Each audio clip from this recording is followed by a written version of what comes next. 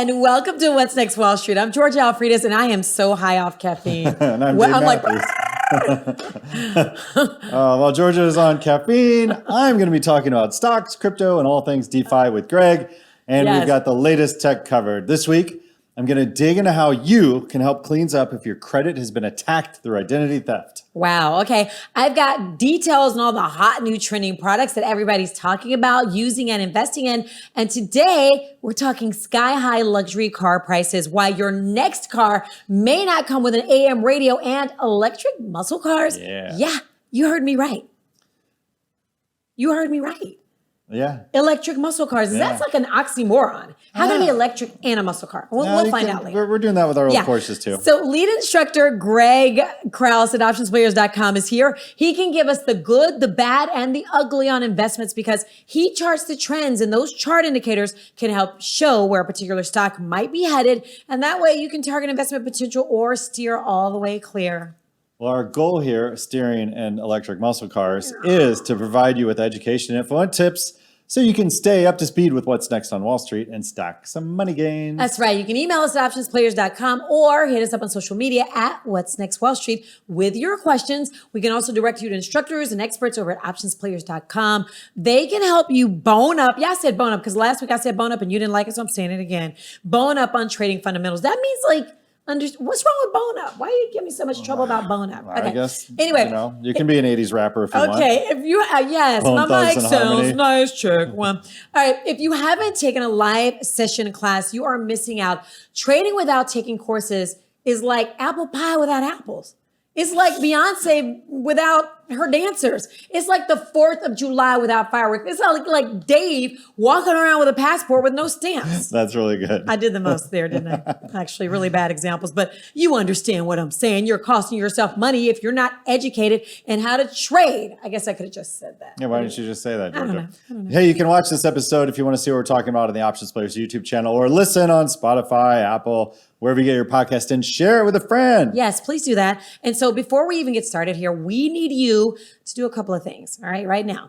Check, subscribe, and alert so that you always know what's next on Wall Street. You can also hit that thumbs up button for us too. Leave us a comment. Leave us a comment.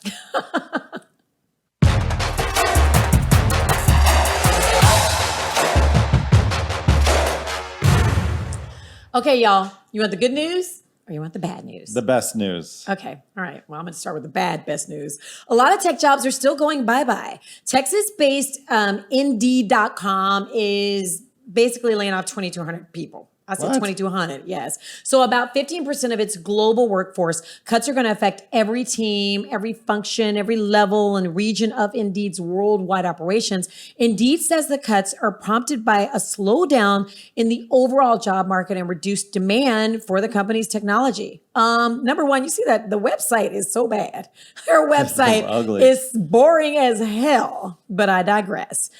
Dave, who's got next? Well, this just makes me think with all the, like Amazon had 9,000 people laid off 2 weeks ago, Google layoffs. Some of my friends were caught up in that. So come up with your own startup idea and pitch me. We'll get you going again. Okay. But this is just because they were so frothy hiring everyone during the economic. Hire everybody. Yeah, during the downturn. And from what I heard with Google, especially, they had to get rid of a bunch of middle management. Everybody loves that, right? Unless you're a middle manager. Yeah. Well, the next one getting people off the books is Accenture. The company is planning to eliminate 19,000 jobs. Accenture says the move will cost more than $1 billion in severance over the next year and a half. Despite the job cuts, it's only expected to affect 2.5% of its workforce because they have 738,000 workers around the globe. Oh my gosh. Jeez. Are we done with the bad news now, Georgia? Nope. Oh. You can add Walmart to the growing list of companies announcing layoffs. Now, the retail giant is cutting hundreds of jobs at 5 e-commerce fulfillment centers across the country. Walmart says the move is to better prepare for the future needs of customers. Now, this isn't so bad, though. That doesn't make sense. No, but listen, Walmart says that they plan to try and find those affected jobs, those people affected by losing those jobs. They're going to find them jobs elsewhere in the company. Okay, now we're done with that. On to the good stuff, right? Not so fast, Georgia. White-collar workers at GM were given until last week to accept a buyout from the company, and not everybody got one. Employees will stay to assist with the transition. GM says executives can keep a person who accepted a buyout on staff if they see them as important for the organization going forward. That's interesting, like a get out of jail free card, I guess. Yeah. All individuals taking a buyout will leave the company by June. You notice our producer, every time we talk about somebody getting fired, he coughs. So you trying to tell us something, dude? What's going on, Jordan? Speaking of cars, are you talking about cars? Let's talk about cars. Let's talk about cars. We weren't talking about cars, but let's do it now. Oh, GM. GM, that's right. Dave, I know you're a car guy. Yeah. But maybe not a muscle car guy. Like you like No. Porsches, but you do like F-150s. Is that a muscle truck? It could be. They make Could a be. couple. You like Teslas, They though. do a That's not. Roush. All right. They do a Saline. All right, how do you feel about this? Chevy Camaros are donezo. Again? GM is stopping production next year. They want to go electric, so they say it's not that the end of Chevy Camaro's Oh, a story. rebirth. But how can a muscle car be electric? Tesla- Explain this to me. Tesla ain't no started muscle their- car just because it's fast. Don't play with me. That's true. That's true. I think a muscle car needs that rattle, that Got to purr. sound It's got loud. to sound like but it. Porsches have that purr, but I don't consider them muscle cars. You know, a lot of vehicles by law have a little speaker that's pumped outside to the audience. And Porsche, with their Taycan, their electric four-seater so Tesla bad. Killer, So gorgeous. that pumps noise on the inside as well. Oh, it's so pretty. That thing's so pretty. Okay, so I'm speaking of cars. I am a radio girl. Been doing radio my whole life since I was like 19 years old.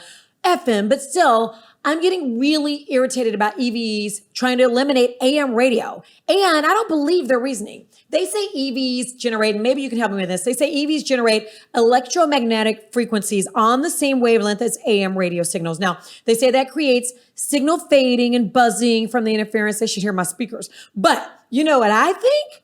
I think that they're selling more EVs in Europe. As a matter of fact, I looked it up. I don't think it. I know it. And Europeans do not use AM radios like we do. So Volvo, Porsche, Tesla, and the like are eliminating it. Now, I looked it up. What countries? I saw two different studies. One country said China was buying more EVs, but another one said it was like Denmark. And like 80... yeah. Denmark and someplace else north, like 86% of the cars they sell. That's because they have geothermal energy. So it's very, very low power because they're not using fossil fuels or nuclear, which is, costly because of the danger potential for it. So yeah, geothermal is the most effective way to create electricity. And they are right, Georgia. The electric motors are coils. And think about it. When you listen to AM radio back in the day, remember you had to turn the radio a certain way and you'd always hear this purr in the background? Yeah.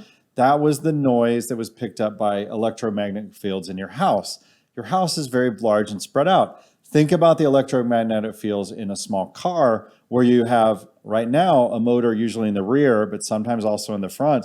And a lot of the new electric cars, they're going with motors on each hub. So you'll have 4 motors on every corner of the car. So AM is going to be impossible to tune in because of all this electromagnetic frequency. Blah, blah, blah. Here in the US, we need AM. We need it for critical public safety info. And you can get an AM signal in 90% of the US in a lot of rural areas. For some folks, AM radio is their only connection to the outside world, especially during a disaster. We get tornadoes in Texas all the time. So let me ask y'all. Let me ask you, Greg. I know your answer, okay? Because you're old school. Do you listen to AM radio? No. What the hell, What do you Greg? mean? I'm not that old school. I might like muscle cars, but I'm going to have Sirius radio or something in there. I have Sirius radio, but I listen to okay, so we live in the Dallas-Fort Worth area, and shout out to 1080 AM. They're not a sponsor, but I listen to AM radio if I want to know. Like, I did news and traffic for FM radio, and it was really fake. Like, I would get my traffic. I had this traffic source, and I would read my traffic. And then I would leave to go do my audition. I would tape like 5 different traffic reports. And I did this one time. I was doing an AT&T commercial. And so I was like, listen, I got to get to this commercial shoot. So I recorded, I looked at the traffic. I knew what the traffic would be like because I did traffic every day, traffic and news. So I recorded 5 or 6 traffic breaks, left it with my producer and was like, see ya, I got to get out of here. So when you're listening to FM radio, the traffic you hear I mean, I'm just saying. And in Dallas, is it still Gail Lightfoot doing traffic? Oh, she used to work at our station. She's amazing. Guess what? We used to have her. This is old school. Gail used to be on when I worked in Dallas, station called Jams. She was our traffic person. She did traffic for most of the radio stations. She did. So whenever she would, there's a street here called Arapahoe. So whenever she talked about traffic on Arapahoe, we would make her rap. And she was so good at it, Arapahoe. And do you know she's really Native American? Her name's Gail Lightfoot. She really is Native American. Amazing. Okay, look, I'm sorry, rabbit hole. Do you listen to, don't tell me you don't listen to 1080 AM. So I've got old radios in my Porsches, and I have hidden Bluetooth inside so I can stream. My trucks have AM radio and Sirius XM. I never listen to AM. And my new Tesla doesn't have AM. So screw that. Nope. You guys are losers. Georgia, back to cars. Almost 24 state attorneys general sent letters to Hyundai and Kia asking them to make their cars harder to steal. What? Who would steal those turds? People do it. They created, sorry if you drive a Greg, you might have one of these turds, so for mention. So they called it a crisis of thefts, and that blamed the companies for failing to install anti-theft immobilizers in the vehicles. The companies have been rolling out a software update to try and keep stolen vehicles from running after a method to start the engines of Kias and Hyundais gained traction on social media. Oh. The attorneys general say that not enough companies are doing the act of creating more responsibility for this. And it's not just Korean models either. Chargers and Hellcats, the muscle cars, they're disappearing from driveways and dealer showrooms from joyriders who want access to those 700 horsepower cars. Showrooms? Yeah, they're still, it's crazy. How the hell you get a car out of a showroom? Well, there's computer gadgets you can hook into the ODB2 port and generate a key on the fly. And Georgia, did you know the final year charger, they're going to start doing live demo days? It comes with over 1,000 horsepower. It's like 100,005, whatever. Let's hope they get the security for keyless entry figured out before those come to market. Greg, has your Korean car been stolen out there? Or do you have signs that say anyone that gets near my car will be hit at gunpoint with some of my lead? No, I mean, I know that we could turn it off with a click of a button, and we're going to so it is what it is. But I mean, it's also a $50,000 Kia. So, I mean, it's not the cheapest one. All right. Yeah. And he does have posters all over his house that say trespassers will be shot and barbecued. Yes. So, you know what? My husband bought a sign for our front yard. Thank goodness we have a courtyard. Like you need a gate to get in. It says F around and find out. That's literally, except it has the actual word, I'm like, dude, I was like, you should get that sign. What did he do? He got this sign, put it right in the front yard. I have the protected by Glock sign. Yes. Okay, good.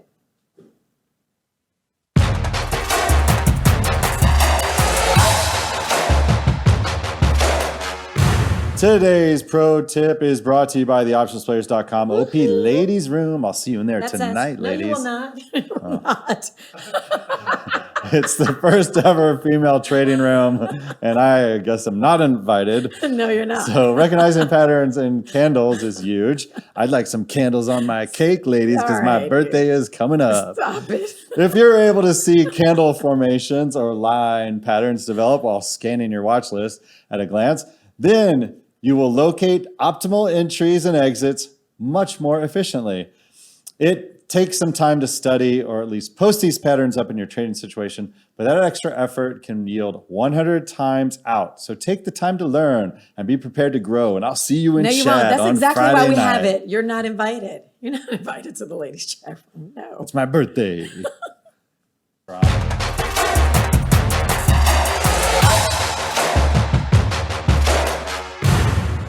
All right, y'all. Now it's your turn. If you've got questions, we can help you answer them. You can always post your questions on social media at What's Next Wall Street. So I got a question for you. You can do that in the comments section on our YouTube page or email us at www.optionsplayers.com. This email comes from Steve from Florida. Hey, I know one of those. He wants to know how the creation of zero DTOs changed, or is it zero DTEs, changed the market in the last 4 months. Is the VIX still a valid indicator due to zero DTEs? As you can see, I really had to read this email. I have no idea what he's even talking about. So help me out, Greg. To me personally, I don't think the zero DTs are making that big of a difference. And you're going to have a lot of people crying about it, but you in SPS or S&P 500, SPX, these zero DTEs, they say they're changing the broader stock market. Well, first, a few years ago, we only had Fridays, and then we got Mondays, Tuesdays, and Fridays, and now we have every day on those. And they're basically saying that they're trying to, I guess, convex or make small moves in the underlying stock each day because of this. I don't really see it being that big of an issue. Now, from being a short seller, I might see where the market makers want to short something a little bit longer. And when I say short something, they're in options, you're not really short, you're riding the option, or you're the person purchasing it. So you're the writer or the buyer. So those individuals riding it, having more time is better than to do it over and over and over. I guess Mortgage Stanley and some other ones are saying that that it could make more risk for individuals and the market swings going up and down. I don't know if I'm on that same scenario, if I believe that's it, because I know that market makers are going to try to keep the price within that standard deviation. That way it doesn't go too far away and they don't lose money on writing these calls. So I think it's probably somehow these zero DTEs, which they probably first thought, hey, we can make monies off of these, stop making them as much money, and now they want to get rid of them. And what I expect to see in the next few months or maybe the next couple quarters is somehow they will lobby Congress and then it will make its way to someone else. And then they'll make a rule that zero DTEs only hurt poor people and people that don't know what they're doing, the same way they did when they were like, hey, you're not allowed to day trade or trade too much unless you have $25,000 in your account. What does that have to do with anything? It has nothing to do with anything. They just want us to stick our money and leave it in there so they can manipulate it without us changing it, is basically what it is. And I expect to see the same thing here. What's the difference of having Tuesdays and Thursdays if we already have Mondays, Wednesdays, and Fridays? Something didn't work out for the people with a bunch of money, so I don't want to change it. I guess that's a good thing for me. I'm going to look to see how much more money I can take away from them on Tuesdays and Thursdays now, I guess. Well, there you go. Nice tactic. All right, our next question comes to us from Beth in Bethesda. Ooh, I used to live near there. Beth is from Bethesda. That's in Beth. Maryland. Mm-hmm. She asked, with the regional worries and crypto worries, what? Regional bank worries and crypto worries? Yeah, crypto worries? What could go wrong? Nothing. Or banks. Banks are secure. Web3 is going great. What are you talking about? Yeah, so weird. Is gold a more attractive play? Well, I know Georgia looks great in gold. what are you talking about? This stuff right here? Yeah.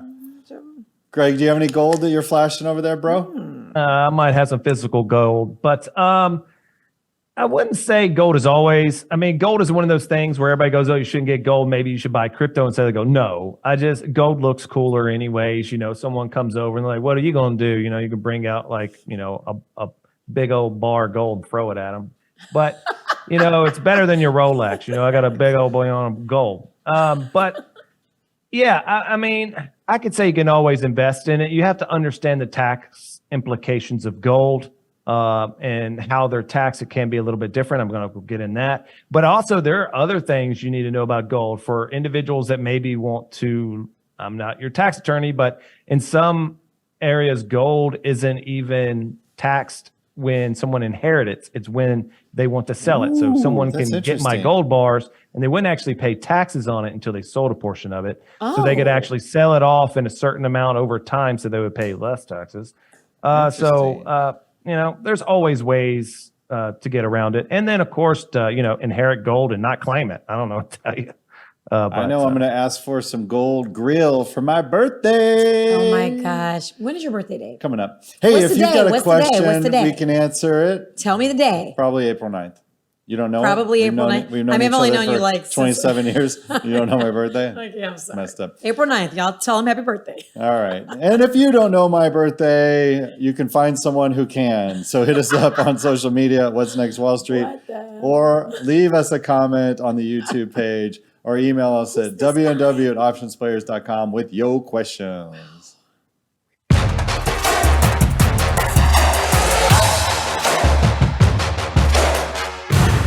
On today's caffeinated topic, we will talk about what's becoming increasingly important in the digital age. Okay. It's protecting your credit, Georgia, and you listener at home. Too late for that. In the event of a breach of your social security number. So with corporate credit and medical data breaches becoming ever more frequent, it's essential to take steps to safeguard your information and prevent identity theft. Let's start with an example. Okay. The T-Mobile data breach in 2021, which exposed the personal information of millions of customers. Everybody. Basically. Like me, if you're one of the affected customers, you're definitely at risk of identity theft and credit fraud. I had not been a customer there since 2020 and still got caught up in it because it was an old database, right? Yeah. So here's what you can do to protect yourself. The first step is to check your credit report for any unauthorized activity. Okay. You can get a free credit report from each of the 3 major credit bureaus, Experian, TransUnion, and Equifax, once a year by visiting annualcreditreport.com. Are they a sponsor? No, sounds like it with that read though, right? I know, right? That was a So commercial. as you get this data, check your report carefully for any accounts or inquiries that you don't recognize. Okay. I didn't need to do this because my attacker, they used the mailing address to apply for many in-store credit cards that were banked by Barclays and Comedity. Oh, wait, stop. So they used your mailing address. Doesn't that mean the credit cards would come to your house? Yep. And they came to your house? Yep. And what, were they going to just check your mail every day? Were they? Nope. What?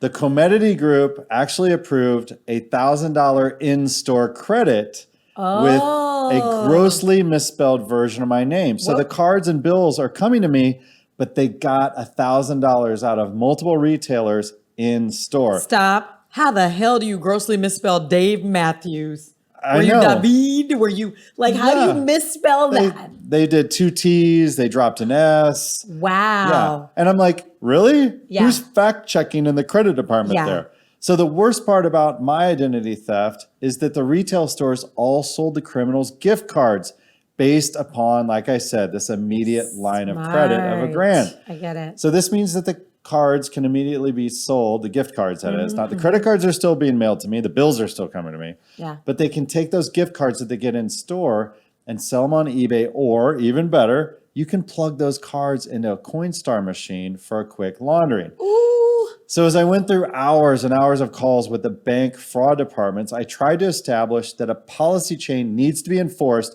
that only clothing or whatever retail goods can be purchased with immediate store credit. Now, if you do find fraudulent activity, you'll need to take immediate action to protect your accounts and start unwinding the charges so it doesn't affect your credit score. Now, the best option is to place a free credit freeze on your credit report. This prevents anyone, including you, from opening new accounts in your name. that screws me up. I did that, and then I'm like, why can't I open this account? They're like, it takes a lot to unfreeze it. Yeah, but if you're not buying a car, or if you're not getting your credit card or whatever. So I pay cash for my cars, and I buy broken ones, but that's my problem.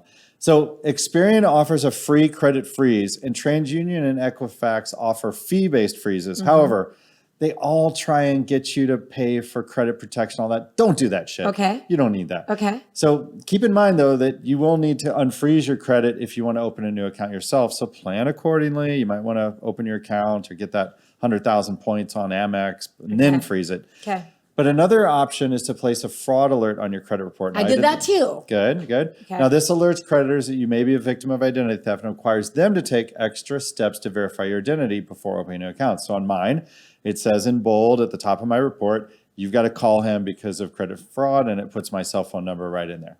Now, fraud alerts are free and last for 1 year, but you'll need to renew them if you want to extend the protection. Okay. Now, I have this, it's actually working, and now I'm getting letters that state from other people trying to create new accounts, letters in the mail say I need to unfreeze my account to start a card at that bank. Wow. So I know they're using my identity. They're trying it. But they're not getting anywhere. They tried it. Thankfully.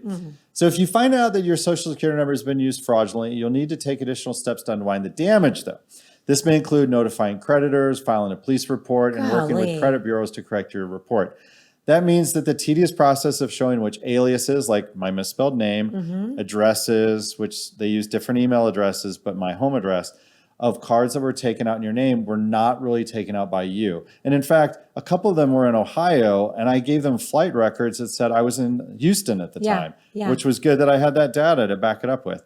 So every credit bureau has a way to do this, to unwind. So you need to create an account on each of them to do so. And it is tedious, but you can do it yourself. Now, it's important to note that everyone you give your social security number will be attacked at some point. It's inevitable. We're in a digital age now. Someone's going to leave a database that's breachable. So for this reason, I keep that SSN, that social security number, close to my chest. I don't give it out whenever I don't need to. I also ask that if it's not written down at like a doctor's office or my dentist wanted my social. They started to write it down. I'm like, no, I'll read it to you. Yeah. Here comes Dave Mathews. Yeah, but then I explain, I'm not being such a jerk. I actually had identity theft stolen. And a lot of people have had this, so it's not isolated. So you should also take protective steps to protect your online accounts. This includes using a strong, unique password for each of your accounts. Don't share passwords, Georgia. And be cautious with sharing personal information online, like your date of birth and stuff. You just asked for my birthday. Are you trying to scam me? Funky. Oh, I get it. But I still want that gold.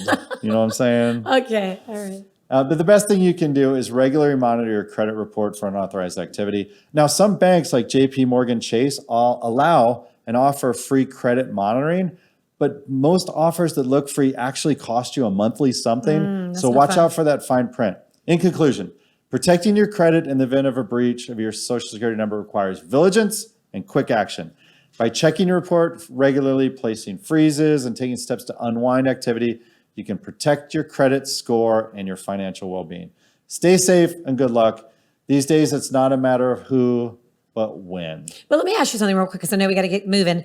But what about, now everybody only wants the last 4 of your social. Is that good? And why do they even still use the social? Why can't we use something else? Why do we have to continue to use our social security numbers? Is there anything else we could use? So the last 4 that means they're already in your system. Yeah. But we could use a cell phone number. And by the way, I can go into a bank and impersonate you, maybe not you, but maybe teleprompter guy. Yeah. And I can get a SIM in his name and take over your phone number. So if I need to do a second factor authentication with a cell phone attack, and that's how a lot of these blockchain wallets are getting compromised as well. Right. So it's tough, but we'll talk about securing your accounts with second factor and even a Google Voice number for your phone.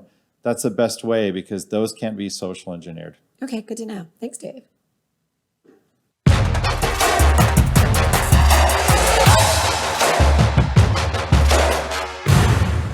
Okay, Dave, in keeping with the car trend talk from earlier, I think I and the rest of the world thought car prices would level out. I mean, there's no supply chain issue. There's no chip shortage. So where the hell is my electric Hummer? God dang it. Yeah. I'm going to tell you where it is in my dreams because it's so much more than the sticker price now. If you want an upscale ride, expect to pay 20 to 30, in some places, 40% more than the sticker price. Do you hear what I'm saying to you? Okay, y'all, let's play a little guessing game. Take a guess at the #1 car selling way over the sticker price. You'll never guess. Probably a G-Wagon. No, those came down, actually. Yeah. They were way over. But. You never, I was like, what the hell is a Genesis GV70? I had to look it up. And then I'm like, oh, I see those on the road and they're gorgeous. But what? That's a Hyundai, folks. It's a Hyundai. So the MSRP is $44,000, but the average sale price is $50,000. Do you know what I can get for $55,000? It ain't gonna be no Genesis. I can tell you that right now. That's 27% over the MSRP. Next on the list, you will not believe it. You will not believe what's next on the list. What's your guess, Greg? What's your guess?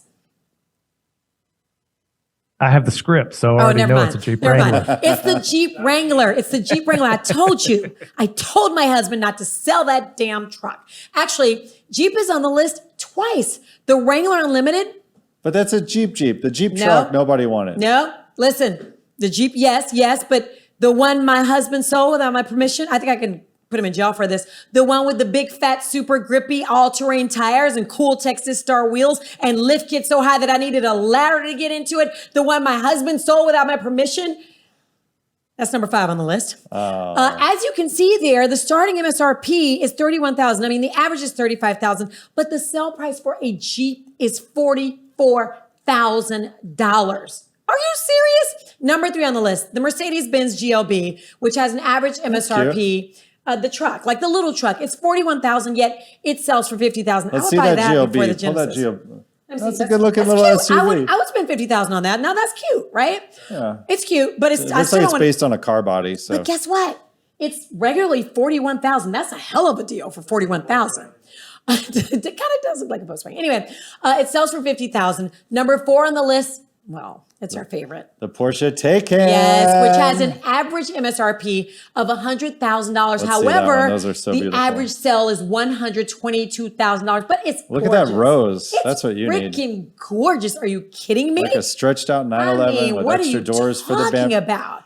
I mean, if you don't spend $100,000. Quiet down there. You could slap your babies. Quiet down there.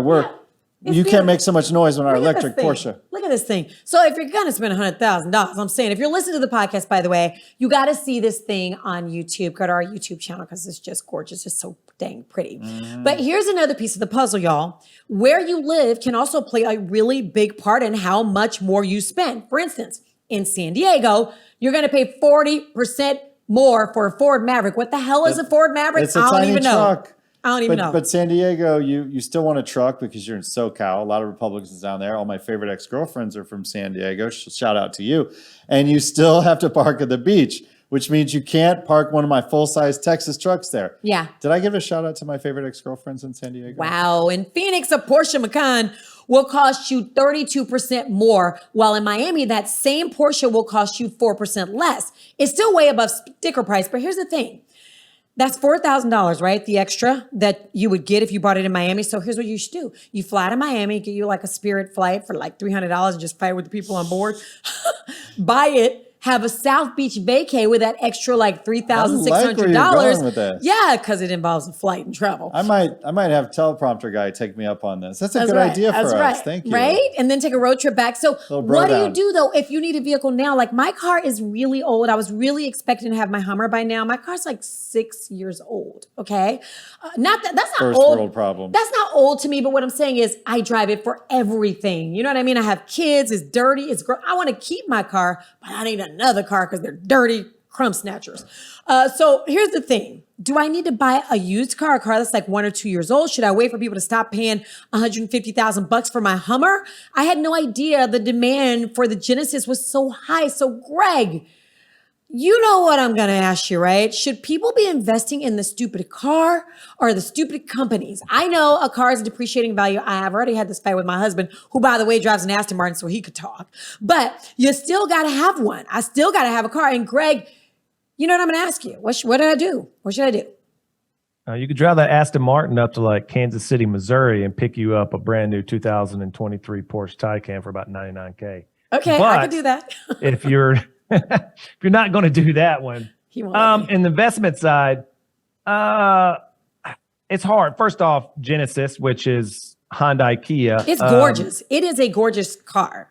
Hey, Genesis are ridiculously looking inside. They're about, if you look at a Genesis in the top Kia line, so you're talking like Stingers and things like that, they are about 2 to 3 years ahead. So they always have the newest stuff. The interior is ridiculous. So it's beautiful. Now I know. But after seeing this, I was like, what the hell is a Genesis? I was like, oh my gosh, that's the truck I see. And every time I see it, I'm like, damn, what's that? It's gorgeous. Yeah, because everybody buys them because they're cheap. That's why you can, the demand's high. But, you can't really invest in Hyundai, Kia, or Genesis without trading over the counter. So you won't be able to do that in your retirement account or anything like that. So first off, they're off you can't do that. Okay. Other ones, maybe you can invest in those. I know Ford just said they were shutting down some stuff. GM shutting down some stuff. I'm not a super fan of any car people right now because it's just so crazy with the EV coming out. I can't promise that one car company is actually going to succeed where another one fell. Beforehand, I would say, hey, Ford's stable, they sell more pickup trucks than anyone, and their cars are okay. But then now Dodge is picking up and taking Dodge Ram over is badass. You see these Dodge Ram trucks, they are badass. Yeah, so it's really hard. When on the CES episode, I showed the new electric Ram, 4-door, suicide doors, 6-seater, just unbelievable. Gorgeous. Electric. Yeah. So I really couldn't say invest in those. I think there's better money to be made in other sectors than the car sector. But if you just really want to, I wouldn't go GM so much, but I'd probably stick with, Ford and just collect that dividend and kind of try to stay safe on that. Other than that, all the rest of them are going to have a lot of risk, and you have to understand it. I'm not even going to start to bring up Tesla or anything, but buying cars is not an investment whatsoever, like you said. I mean, if you want to, like Dave alluded to earlier, when we have a recession, maybe the price of these Porsches go down, then you buy some of these vintage Porsches, and then you wait for. I'm already driving a vintage Porsche, so that's not going to happen. No, it's not vintage. It's got to be 30 years old. It's vintage, damn it. You want to see the inside of that joint? Oh, you're out of control. But here's the thing. I was at the Porsche dealership, and the Porsche, I was looking at the new electric Porsches, and I was like, that's kind of, I'm like, let me see. And one of the service guys was like, we are getting these things back in. People are trading them for gas-powered cars. He says they are having so much trouble out of him. So I'm like, but they're gorgeous. But he's like, people are bringing them back. So. It's tough. And I've had my Model 3 for not even a quarter yet. And the supercharging network, Tesla, when you map out your destination, it shows the chargers en route, does everything really well for you, as long as there's infrastructure. But if you try and use a Taycan, which is a VW product with Electrify America and a lot of these other charging networks, half of them are down and they're low speed too. So Tesla did an amazing job on the network. So, hey, we want to thank the lead instructor at Options Players, Greg Kraus, for being here with us today. Yes. We hope his car doesn't get stolen. And George, they're giving clubs out with some police department at the club. Do you remember the club? For the Kia? Yes. Are they? Is that the new thing now? The club is back. Wow. But I will tell you, Greg has a badass stinger. And when I see those, I'm always like, I always take a second look to. I'm like, what is that? What is? Yep. So same. Okay, remember, if you've got questions, we can try to help you. And per usual, we're going to start talking about something else. We would love to hear from you. Hey, if you got an electric vehicle, I want to know, like, do you love it? Are you, and if you bought a car recently, talk to us. So hit us up at www.optionsplayers.com in the comments section on our YouTube page. Do all the things. All right. And don't forget, you can watch episodes to see what we're talking about and see George's mug and my gold grill for my birthday, which is coming up. No dates though, because we don't want anybody stealing your. Yeah, no more identity theft at OptionsPlayers.com YouTube page, or listen on Spotify, Apple, or wherever you get your podcast. Make sure you subscribe, hit the alert button, and you can ring my bell. Ring my bell. I'm Dave Mathews. I'm George Alfredas. See you next time on What's Next Wall Street.